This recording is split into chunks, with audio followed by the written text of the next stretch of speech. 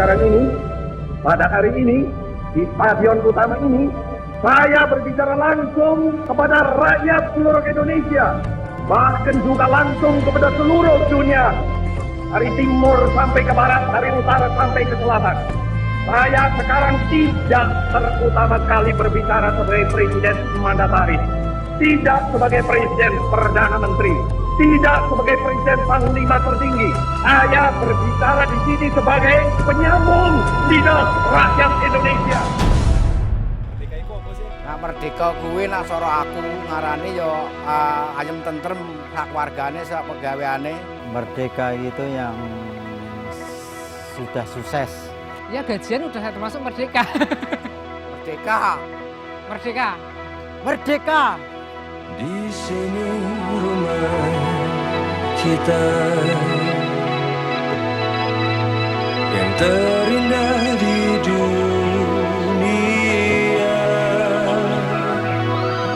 Oh, tanah yang merdeka, negeri Indonesia. Karena ku tahu di sini ada cinta yang kan ku jaga selamanya, selamanya.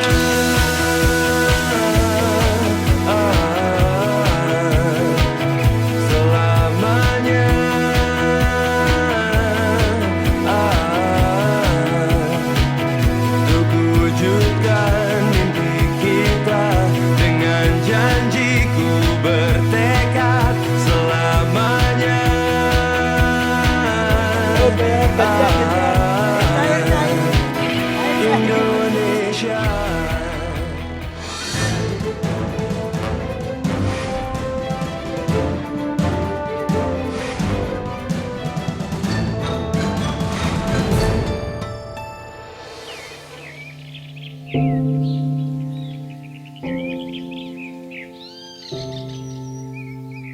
Ratusan tahun sudah, orang-orang dari berbagai penjuru menguras isi tanah leluhurku.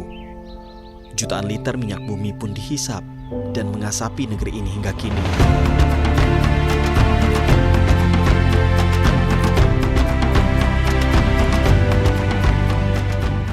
Aku adalah Nasirin. Dalam padang basah raksasa, aku dengan ratusan manusia berharap dari emas hitam cair. Meski menjadi sejahtera dari minyak, bagiku dan teman-teman lain adalah hal yang tak kunjung kesampaian hingga kini. Setiap hari, aku dan teman-teman mengambil minyak bumi dari sumur-sumur minyak. Kami menyebutnya nyogrok. Pipa-pipa besi ini diarahkan keluar masuk dalam lubang sumur nyogrok. Alunan dentuman pipa besi ini bersahut-sahutan tiada henti setiap hari.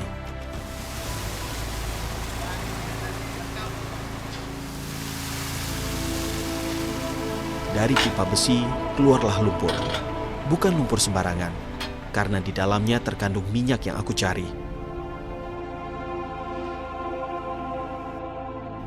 Pekerjaan belum selesai. Tanah berbukit di sumur 121 adalah tempatku untuk menyuling minyak. Agar minyak dan lumpur terpisah, kami harus merebusnya selama kurang lebih 10 jam. Bahkan tak jarang aku merebus hingga malam, tetap bekerja keras saat orang-orang tertidur pulas. Obor api ini berguna sebagai sumber penerangan dan memanaskan minyak mentah atau lantung di waktu malam.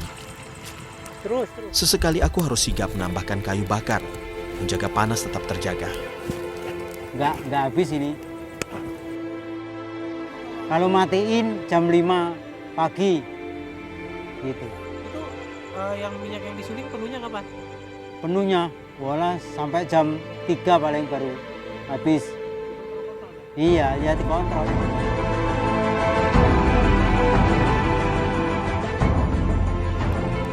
Dalam pengap malam terbaik keluargaku di rumah, sendiri tanpa kehadiranku. Lucy namanya. Iya, yang terakhir, yang proses. gue tuh rumah toh Pak. Terus Bapak jawabnya gimana? Jawabnya anu lihat duit do gue jajan kue buat jajan gitu. Ya udah gitu. Ketika mimpimu yang begitu indah. Jauh dalam lubuk hati, aku selalu memikirkan Yunita. Anakku ini sumbing sejak lahir. Operasi yang dilakukannya tidak membuat Yunita percaya diri ke sekolah. Beragam upaya masih belum ada hasilnya. Aku hanya ingin Yunita bisa bangkit dan menjadi matahari dalam keluargaku nanti. Apapun yang terjadi, bukan selalu. Dalam tong penampungan akhir, lantung yang telah mendidih harus didiamkan beberapa jam sebelum menjadi solar mentah dan siap dijual. Oleh Pertamina, perusahaan milik negara, kami tidak diizinkan mengolah minyak mentah secara mandiri dan harus menjualnya dalam bentuk minyak mentah. Kalau yang dinamakan dengan penambangan tradisional ya, untuk sumur tua, itu yang dibayarkan hanya jasa angkat angkut. Jadi tugas mereka adalah mengangkat crude oil dari dalam bumi, kemudian diangkut diserahkan kepada Pertamina. Seharusnya hanya sebatas itu dan tidak boleh juga untuk dijual ke luar Pertamina. Keinginan adalah sumber penderitaan. Tempatnya di dalam pikiran. Tujuan bukan utama. Yang utama. Namun yang terjadi tidak demikian adanya. Jangan sampai 2 bulan, 1 bulan pakai cair. Harusnya ya 15 hari cair dari Pertamina. Jangan zaman sampai menunda lah. Kasihan sih orang kecil-kecil. Gitu. Pertamina harusnya tahu masalah penambang ini ya, memikirkan penambang harusnya. Kalau penyulingan harusnya ini HM masyarakat. Harusnya yang menyuling-nyuling, yang trading-trading. Nah, wong menyuling itu lah bondo cilik lah seorang bondo cilik yang golek cilik ngono itu. Nah, wong trading bondo gede golek gede, golek hasil gede ngono.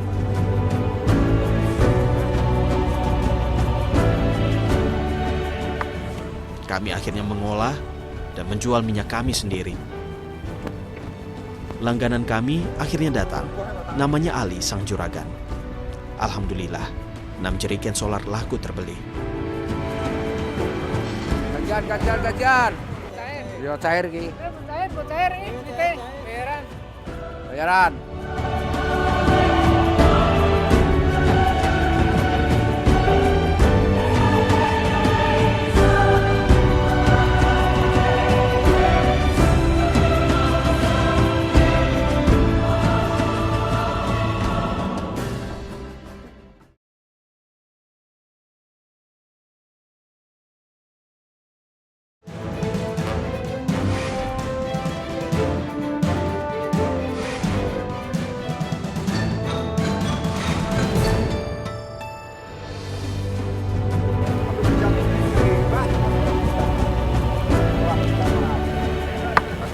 Kami akhirnya mengolah dan menjual minyak kami sendiri. Langganan kami akhirnya datang. Namanya Ali sang juragan. Alhamdulillah, 6 jerigen solar laku terbeli. Gajian. Yo cair ki. Cair ini bayaran. Bayaran. Bayaran aku tidur. Bayaran. Ya toh, bayaran. Wah.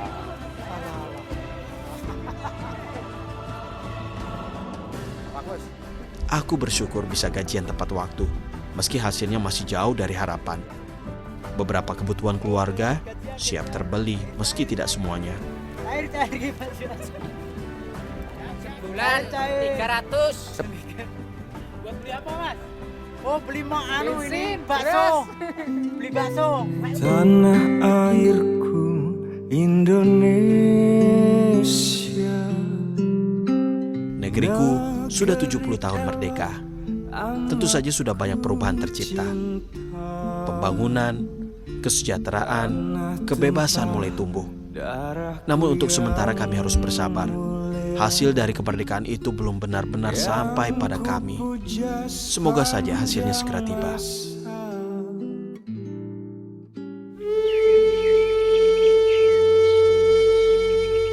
Hasil kemerdekaan tampaknya juga belum didapat oleh kawan-kawanku di Sumatera.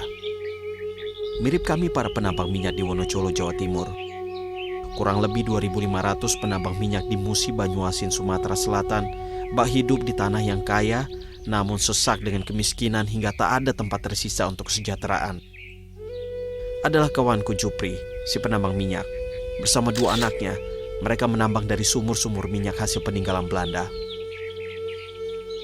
Dari 800-an sumur yang ada, tinggal beberapa lubang sumur saja yang bisa dimanfaatkan dengan teknik penambangan minyak yang masih tradisional. Dan bermodal peralatan seadanya, kawan-kawanku dari Sumatera ini terus mencari tetesan minyak. Masalahnya tidak mampu beli. Gitu. Nah, ini Bapak satu keluarga nih, Pak? Iya, anak saya 6. 6? Iya, laki-laki semua. Semua jadi pencari minyak semua? Enggak, yang ini sekolah, sedang libur. Oh gitu.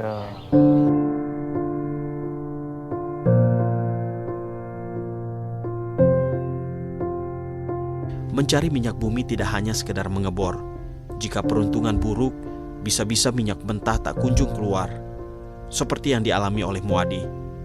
Kakek bersama cucunya ini belum mendapatkan setetes pun minyak yang diharapkan. Padahal mereka telah bekerja sebulan lebih lamanya. Kalau di bawahnya masih ada ini, Pak. Besi? Iya, besi. Kalau menurut Bapak, keyakinan Bapak seperti apa kok sampai Kira-kira menggali ini? Kira-kira ada? Kira-kira.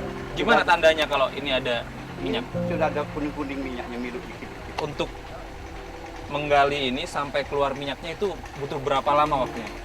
Ada yang 1 bulan sudah berhasil. Ada yang makan di sana 6 bulan baru berhasil. Tapi dia air terus. Berisi air. Masuk rezeki lah. Nasiban juga ya ternyata Pak ya? Kalau kita nggak ada nasi, tidak berhasil.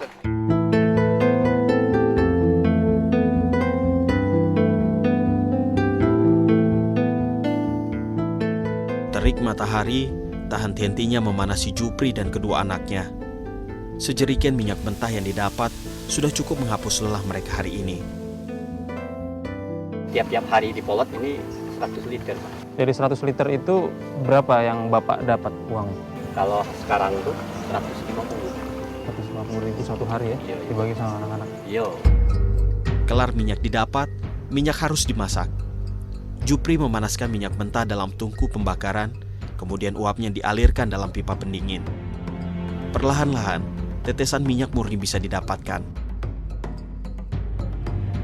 Tetesan-tetesan minyak murni ini akan terbagi dalam 3 jenis minyak, yaitu bensin, kerosin atau minyak tanah, dan terakhir adalah solar. Sedangkan tai minyak atau minyak mentah sisa pembakaran akan diolah kembali. Siapa tahu masih bisa menghasilkan tetesan minyak murni lagi. Harga minyak hasil sulingan tambang minyak tergantung pada seorang toke atau tengkulak.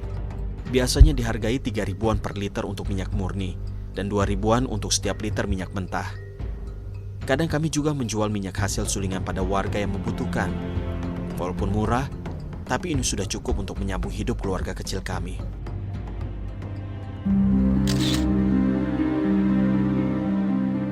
Lain lagi dengan Ratna. Ratna kawanku ini menjadi seorang penambang minyak agar bisa kembali ke tanah kelahirannya di Medan. Dari kampung Medan. Aslinya Medan? Oh. Masuk kakak Ya. mau buat kebun di sini. Dan dulu buat kebun nyari minyak dulu katanya. Enggak tahan nyari minyak mau balik ke Medan. Itu.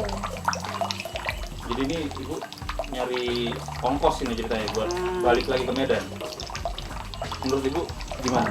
Enak nggak Bu jadi kerja nyari minyak ini? Mana enak. Payah. Capek.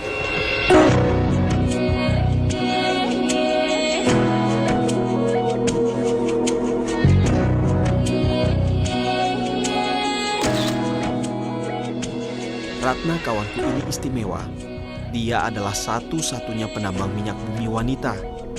Tanpa lelah dan penyesalan, Ratna terus bekerja, mengumpulkan uang agar harapan pulang ke kampung halaman segera kesampaian.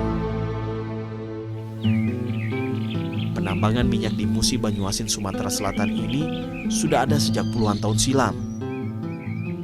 Jupri dan kawan-kawan berada dalam posisi yang sulit. Bisa saja tiba-tiba penguasa melarang mereka untuk menambang. Kecemasan yang menghantui ribuan kawan Jupri setiap saat.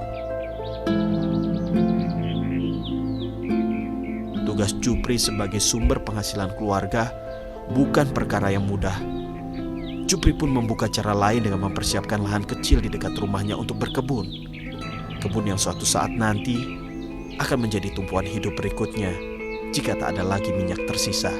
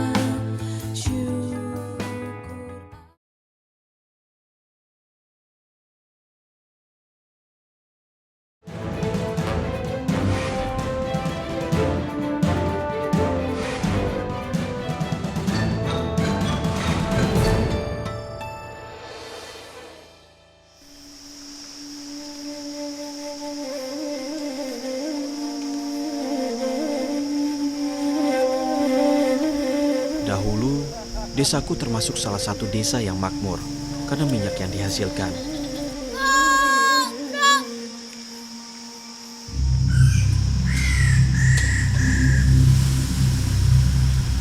Namun datangnya pihak luar dengan perlengkapan pengeboran lengkap membuat kami kalah bersaing. Belum lagi harga minyak solar yang kami hasilkan, entah kenapa dibeli murah Pertamina. Kami para penambang pun harus memutar otak mencari tambahan penghasilan.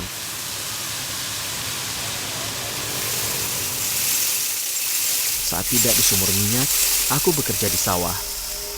Hari ini istri dan kedua anakku Yunita dan Luciana ikut membantuku. Sementara mereka menggiling gabah, aku mencari rumput untuk mengembukan simpanan kami. 2 ekor sapi hasil tabunganku menambang minyak. Bekerja bareng keluarga di sawah setidaknya menjadi rekreasi bagiku dan keluargaku. Lirir, lirir, tandure itu lemes. Makan dulu, Pak. Oh iya, tunggu dulu.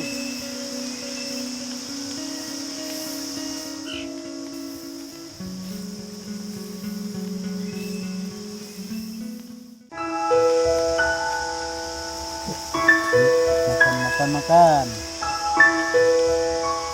Nak orang mah, harus sama aja. Ayo.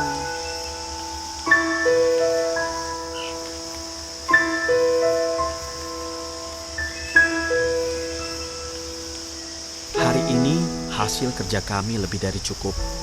Padi dan rumput yang kami kumpulkan cukup untuk kebutuhan beberapa hari ke depan. Aku bersyukur karena di malam ini aku bisa berkumpul bareng keluarga. Padahal biasanya aku harus jaga malam di sumur minyak.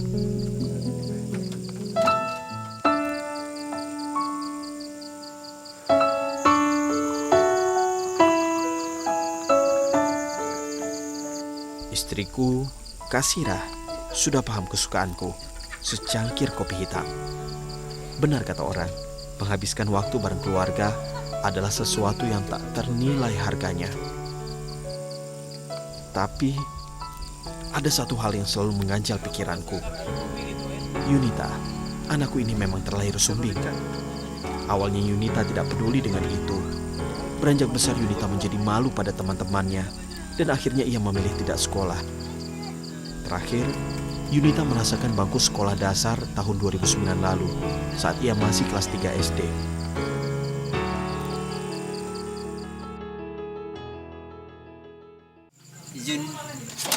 Kenapa kangen sekolah? Sekolah loh. Aku tidak ingin Yunita bernasib sama sepertiku yang hanya mampu sekolah hingga kelas 3 SD.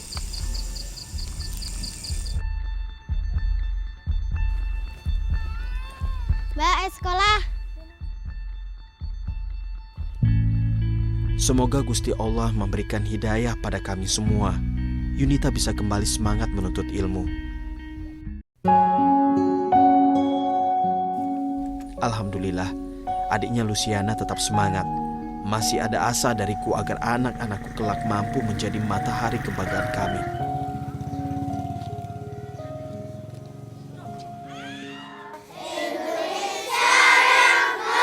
Indonesiaku kini sudah berumur 70 tahun. Sebagai rakyat, aku tidak akan menuntut banyak.